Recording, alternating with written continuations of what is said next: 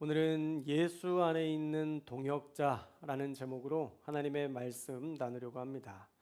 호랑이는 죽으면 가죽을 남기고 사람은 죽으면 이름을 남긴다라는 속담이 있죠. 이 말의 뜻은 사람은 동물과는 달리 인생을 살면서 의미 있게 살기를 바라고 또 자신의 삶에 업적을 남기는 그러한 삶을 살게 되니 반드시 명예로운 일을 감당하며 살라는 선조들의 지혜로운 잠언이었습니다. 사실 사람은 본능적으로 자기의 이름을 남기고 싶어 합니다. 그래서 금강산에 올라가서도 그 무서운 그 낭떠러지 같은 절벽에 자기 이름을 새겨놓는 한국인이 있고 미국에도 그 절벽 그 아름다운 절경에 시영, 영미, 하트 그렇게 그려놓고 오는 사람들이 종종 있어서 대한민국 사람들은 왜 이렇게 돌에다가 이름을 새기나 그런 이야기들을 하는 경우도 있습니다.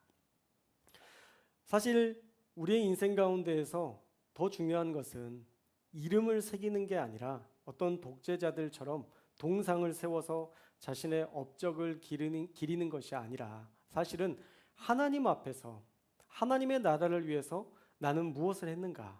사실 우리가 남겨야 될 업적은 바로 그것입니다. 하나님의 나라에서 우리는 어떤 업적을 남기고 하나님이 우리를 보시면서 우리에 대해서 어떻게 평가하실까? 여러분 이게 정말 중요한 일이라는 것이죠. 그래서 우리를 향해 하나님이 원하시는 모습이 있을 텐데 오늘 말씀을 통해서 하나님이 원하시는 모습과 또 하나님이 여러분들을 향하여서 어떻게 생각하시는지와 또 어떤 동역자로 살아야 되는지에 대한 그런 말씀들 여러분 잘 기억하시고 오늘 말씀대로 살아가는 저와 여러분들 될 수 있기를 주님의 이름으로 축원합니다. 첫째로는요, 우리는 존재 자체로 하나님의 귀한 동역자다라는 사실을 절대 잊지 말아야 합니다. 우리 따라해 봅시다. 나는 존귀한 자다. 우리 주님께 우리가 존귀요 존귀하신 주 찬양했지만 우리 주님도 여러분들 향해서 너는 나에게 존귀한 자야. 너 내가 너무 사랑스럽게 여기는 나의 귀한 자다. 우리 하나님도 여러분들 향해서도 그렇게 말씀하고 계십니다. 여러분 5절 말씀에 보면 에베네도라는 성도가 나옵니다. 우리 5절의 말씀 한번 어떤 내용인지 읽어볼까요? 5절 말씀 시작. 또 저의 집에 있는 교회에도 문안하라. 내가 사랑하는 에베네도에게 문안하라. 그는 아시아에서 그리스도께 처음 맺은 열매니라. 아멘. 자, 5절에 에베네도라는 인물이 나오는데요. 내가 사랑하는 에베네도라고 바울은 표현하고 있습니다. 그리고 이어서 그가 했던 일을 표현하는데 아시아에서 그리스도께 처음 맺은 열매였다라고 얘기합니다. 그전에는 하나님도 몰랐고 믿지도 않았지만 아시아에서 복음을 전할 때 구체적으로는 터키, 에베소 지역에서 복음을 전할 때 하나님을 영접하고 신앙의 길로 들어섰던 인물이 바로 이 에베네도라는 인물입니다. 그런데 사도 바울에게 있어서 이 에베네도는 그의 이름의 의미처럼 칭찬받는 자, 사랑스러운 자, 기쁨을 주는 자였다라는 것이죠. 단지 에베네도는 예수님을 영접했을 뿐인데 그의 인생이 사도 바울이 볼 때에는 너무 칭찬하고 싶고 너무 사랑스럽고 사도 바울에게 늘 기쁨을 주는 존재였다라는 것입니다. 그저 존재만으로도 좋은 그가 첫 열매였다라고 사도 바울은 부르고 있죠. 사실 오늘 본문에서 그가 했던 어떤 행적은 나오지 않아요. 우리가 그전에 살펴봤던 것처럼 브리스가와 아굴라처럼 그들은 나를 위해 목을 내놓았다. 뭐 이런 거대한 거창한 그런 사역의 모습도 나오지 않습니다. 그런데도 바울은 내가 사랑하는 에베네도라고 부르고 있죠. 왜 그럴까요? 사실 아시아 지역에서 예수님을 영접한 사람인데 지금은 로마 교회에 브리스가와 아굴라와 함께 있기 때문에 문안하라라고 이야기하고 있는데 이 에베네도는 예수님을 에베소에서 영접한 이후에 여전히 로마까지 와서 복음을 나누고 복음을 전하고 로마 교회에서 브리스가와 아굴라와 함께 있는 것을 보면 이 에베네도는 예수님을 믿었던 그 순간부터 계속적으로 떠나지 않고 예수님을 믿고 예수님과 동행하는 인물로 우리가 추정해 볼 수 있습니다. 그래서 바울에게 있어서는 아시아에서 복음을 전할 때 그가 예수님을 영접한 것만으로도 힘이 되고 감격이 되었던 사람인데, 지금까지도 로마의 믿음을 가지고 브리스가와 아굴라와 함께 있으니 얼마나 사랑스러운지 에베네도를 향해서 너는 아시아의 첫 열매고 너는 내가 사랑하는 자다라고 에베네도를 칭찬하며 그에게 문안하라라고 얘기했던 것이죠.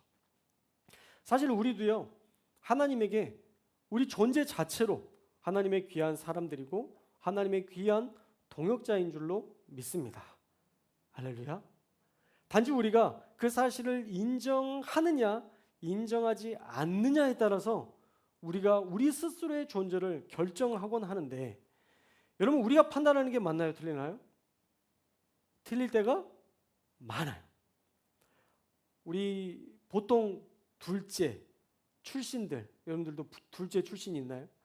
둘째 출신들은 첫째에 대한, 엄마는 첫째만 좋아해 라는 첫째에 대한 그런 열등감이 있습니다.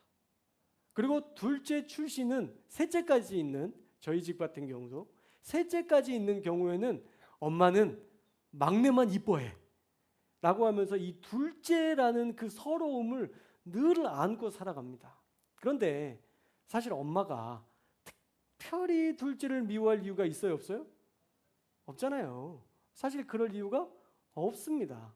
그런데 왠지 첫째한테 사랑을 뺏긴 것 같고 왠지 막내에게 뺏긴 것 같으니까 내 존재가 괜히 초라해지고 엄마는 나를 귀히 여기지 않는 것처럼 생각할 때가 종종 있지만, 우리가 자녀를 다 키워봤지만 누구를 편애하거나 이런 것들이 사실은 눈치 보여서도 못해요. 눈치 보여서도 못하는 일입니다. 그런데 우리가 그렇게 어떤 사건이나 어떤 일 때문에 그렇게 편향적으로 생각하는 경우들이 있습니다. 그래서 우리 생각이나 우리의 판단은요, 객관적이지 않고 사실은 어느 정도 편향적인 경향이 있는 거예요. 그런데 그게 우리 하나님께도 적용되는 경우들이 종종 있어요. 하나님은 우리 교회에서 보니까 어떤 김 권사님은 좋아하는 것 같고 나는 별로 안 좋아하는 것 같아. 김 권사님은 기도만 해도 다 응답해 주시는데 나는 안 해주셔. 하나님은 김 권사님만 사랑하셔. 우리 김 권사님들은 믿으시면 아멘. 우리가 그렇게 생각하는 경우들이 있는데 하나님이 과연 편애하실까? 하나님이 일부러 김 권사님들만 사랑하실까? 그렇지 않다는 거죠. 하나님이 인정하신 나를 우리는 발견해야 됩니다. 하나님이 나에 대해서 생각하는, 하나님이 나에 대해서 인정하는 그 하나님의 마음과 그 생각을 우리가 발견할 때 그때부터 우리 신앙이, 우리의 삶이 시작되는 거예요. 비로소. 그전에는 뭔가 어둠, 뭔가 안개에 거친 그런 신앙생활을 했다면 하나님이 나를 향해서 말씀하시는 그 말씀이 팍 터지고 그게 믿어지기 시작하면서부터 그의 인생은 완전히 달라진다라는 것이죠. 인생에서 정말 중요한 시간이 바로 그 시간입니다. 자신이 어떤 존재인지를 발견하는 순간부터 자신의 인생을 대하는 태도가 바뀌고 하나님을 대하는 태도가 달라지는 겁니다. 여러분, 종종 제가 헬렌 켈러에 대한 이야기를 드리잖아요. 청각 장애를 가지고 태어나서 삶의 어둠과 정적으로 살았던 그런 아이였지만 그 어둠과 정적 속에서도 이 헬렌 켈러는 하나님을 만났었다라고 고백합니다. 놀랍지 않아요? 듣지도 못하고 보지도 못하는데 하나님을 미리 만났다는 거예요. 선교사 필립 브룩스라는 사람이 헬렌 켈러를 만나서 그에게 예수 그리스도에 대해서, 복음에 대해서 전하는 시간이 있었다고 합니다. 그런데 그때 헬렌 켈러가 이런 고백을 했대요. 저는 오래전부터 당신이 말한 그분을 알고 있었어요. 단지 그분의 이름을 몰랐을 뿐입니다. 라고 얘기하더라는 거예요. 헬렌 켈러가 어둠 속에서 살고 헬렌 켈러가 소망이 없이 살아가는 그때 하나님께서 친히 찾아와 주셨고 위로해 주셨고 따뜻하게 그를 보듬어 주셨다라는 거예요. 그런데 이름을 몰랐을 뿐이라는 거죠. 그분이 하나님이라는 이름이었고 그분이 Jesus Christ, 예수 그리스도라는 것을 몰랐을 뿐이지 그는 그 존재에 대해서 이미 느끼고 알고 있었다라는 거예요. 헬렌 켈러는 이후에 그 예수 그리스도에 대한 그 이름을 알고 그분이 얼마나 큰 사랑으로 자신을 사랑했는지를 알고 나서부터 그 인생을 대하는 태도가 달라졌다는 거예요. 그리고 먼저 자신을 귀하게 여기기 시작했고 자신이 얼마나 많은 일을 할 수 있는지를 깨닫게 되었고 또 그가 과학이라는 영역에서 큰 획을 긋는 그런 위대한 인물이 될 수 있었습니다.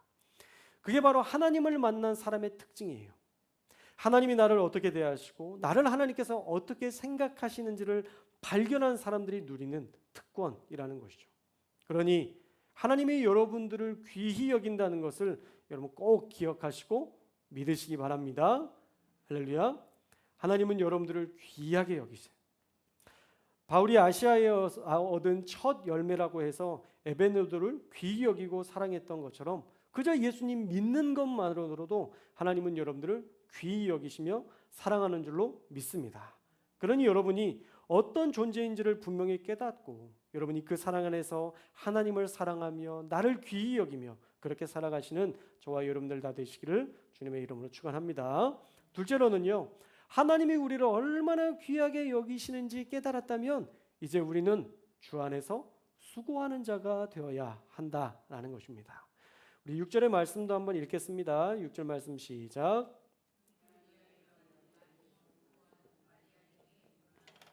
아멘. 자, 많이 수고한 마리아라고 얘기하죠. 많이 수고했다라는 말은요, 원어로 보면 매우 열심히 일했다라는 뜻입니다. 매우 열심히 일했다. 특히 수고했다라는 말은 헬라어로 코피아오라는 단어를 썼어요. 뭐라고요? 코피아오. 상상이 되시죠? 벌써 제가 어떤 개그를 칠지. 코피나게 열심히 일했다. 코피아오. 이 코피아오라는 단어는요, 노력과 수고를 뜻하는 말인데 극도의 피로를 나타낼 때 썼던 단어라고 합니다. 극도의 피로. 그러니까 보통 힘들다 이게 아니라 와 죽겠다 이 표현을 쓸 때 이게 바로 극도의 피로, 코피아오라는 단어라는 거죠. 정말 코피날 정도로 열심히 일했다라고 여러분 기억하시면 이 헬라어도 또 여러분들 하나를 외우시고 가시는데 정말 적당히 열심히 한 게 아니라 힘에 부칠 정도로 힘에 겹도록 주를 위해서 일했다라고 이야기할 수 있는 대목이에요.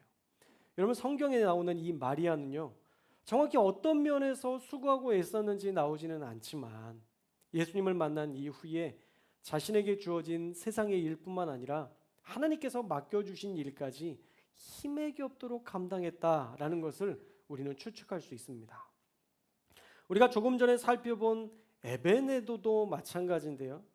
에베소에서 처음 만났던 첫 열매였지만 에베네도는 지금 어디 있다고 그랬죠? 로마에 있다고 했습니다. 상상력을 더 동원해서 보면 에베네도 역시도 예수님을 믿고 브리스가와 아굴라를 따라 교회를 섬기는, 로마 교회까지 따라와서 교회를 섬기는 하나님의 사역자였다라고 우리가 추론해 볼 수 있겠죠. 그렇지 않으면 터키 사람이 로마에 와서 있을 이유가 없기 때문입니다. 여러분 예수님을 믿으면 먼저 내가 어떤 존재인지를 발견하게 되고 예수님을 믿으면 그 후에 교회를 살리고 영혼을 살리는 일에 마음을 쏟게 됩니다. 여러분 이게 영적인 프로세스, 우리가 믿음을 밟아가는 단계라는 거예요. 마리아도 그렇게 열정적으로 살았던 이유는 바로 예수님을 만난 기쁨 때문이었습니다. 감격 때문이었어요. 여러분 그 감격으로 인해 매우 열심히 자신의 삶과 하나님을 위한 삶을 살 수 있었던 것입니다. 브리스가와 아굴라도 우리가 지난주에 살펴봤지만 그들은 어딜 가든지 교회를 섬기고 교회를 세우는 일에 최선을 다했잖아요. 고린도에서 바울을 만나 복음을 전해 들었고 에베소에서는 아볼로에게 복음을 가르치기도 했습니다.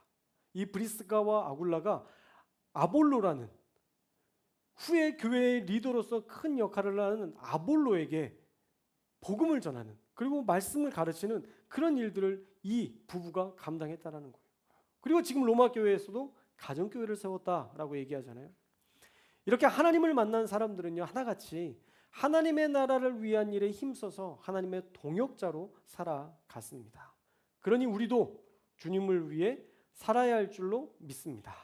그것이 예수님을 만났다는 증거이고 그것이 우리가 예수님을 믿고 있다는 증거이기 때문입니다.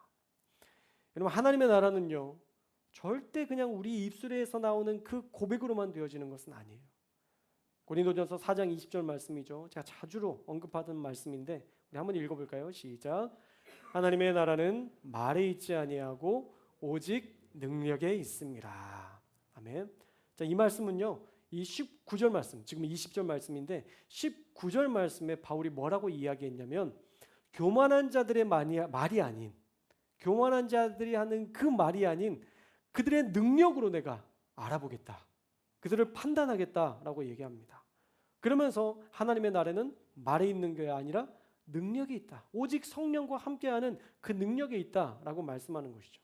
결국에는 그 말에 따르는 책임 있는 행동, 하나님이 보증하시는 하나님과 동행하는 능력이 있어야 함을 강조하는 것이죠. 그러니 우리의 신앙도 하나님을 향한 열심으로 증명해야 하고 열매로서 우리의 믿음을 드러낼 수 있어야 합니다. 주님이 우리를 귀히 여기신다는 것을 알고 우리도 주님을 귀히 여기며 주님의 일을 최선을 다할 때 우리의 인생은 하나님께 칭찬받는 인생이 될 줄로 믿습니다. 그러니 하나님 앞에서 열심을 가지고 코피아오, 코피나게 주님을 위해 살아가시는 저와 여러분들 다 되시기를 주님의 이름으로 축원합니다. 자, 마지막으로 주를 위해 고난받을 각오와 사람들에게 인정받는 믿음으로 우리는 살아가야 합니다. 자, 우리 7절의 말씀도 함께 읽겠습니다. 시작. 내 친척이요 나와 함께 갇혔던 안드로니고와 유니아에게 문안하라.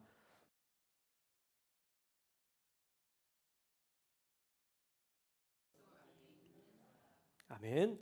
자, 안드로니고와 유니아는요, 바울의 친척이었다라고 소개되고 있고 그들은 나와 함께 갇혔다라고 말하죠. 안드로니고는 남자고요, 유니아는 여자인데 주님을 위해 옥에, 감옥에 투옥되었던 사람이다라고 바울은 고백하고 있습니다.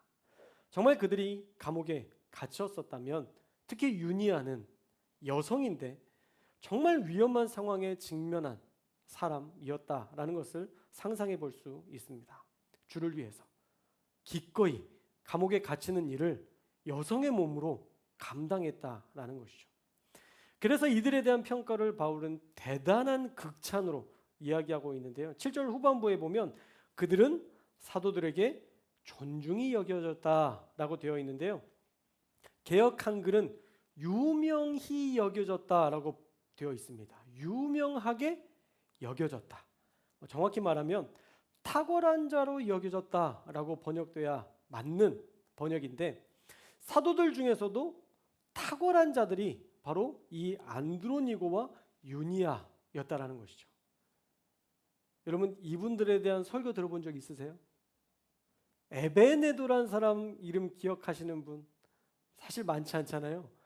설교 내용 가운데 마리아는 많이 들어봤지만 그 마리아가 아닐 거예요. 오늘 말씀에 나오는 사람들이 사실은 누구다라고 특정하기는 어려울 만큼 그들의 삶의 자리에 그들이 뛰어나게 어떤 성경에 기록된 그리고 위대한 일들을 감당했던 인물은 아니었습니다. 지난주는 조금 그래도 유명한 사람들이었지만 이번 주는 그렇게까지 유명한 사람은 아니었지만 그들은 그렇게 무명의 자리에서도 탁월하게 주님을 위해서 감옥에 갇히며 믿음을 지키는 그런 위대한 사명을 감당했다라는 것입니다.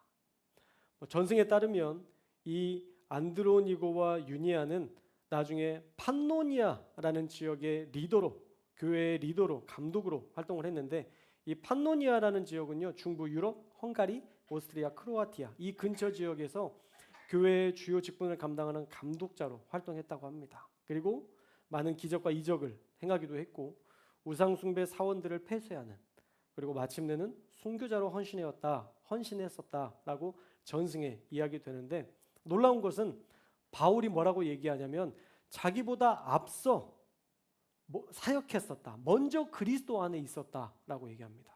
여러분 읽으셨던 7절 말씀 다시 한번 보실래요?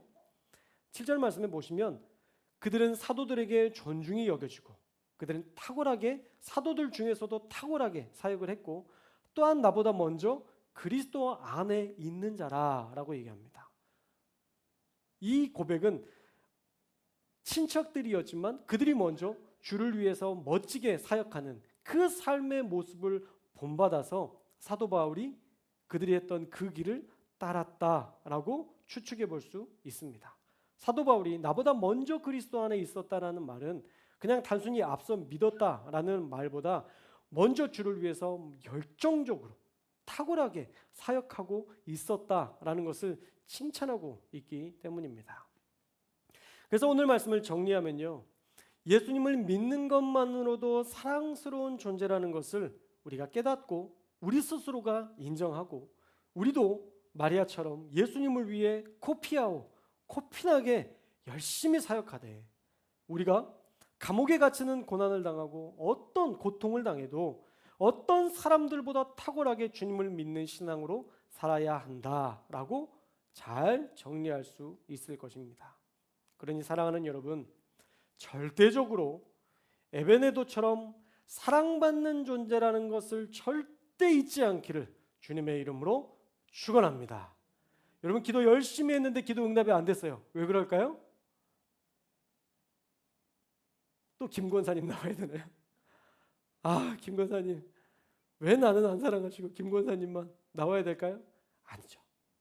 기도가 아직 채워지지 않았을 수 있어요. 아직 내 기도가 하나님께 더 필요할 수 있어요.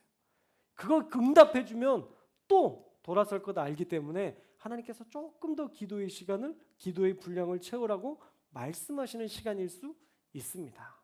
그러니 절대 기도의 응답이 늦어진다고 해서 하나님이 나를 특별히 싫어하시거나 특별히 다른 사람들만 좋아하시는 게 아니라 기도의 분량이 더 필요하구나라고 생각하시면서 더 기도하시면 여러분 100시간 기도에서 응답받은 것과 1000시간 기도에서 응답받은 것, 여러분 어떤 게 더 귀할까요?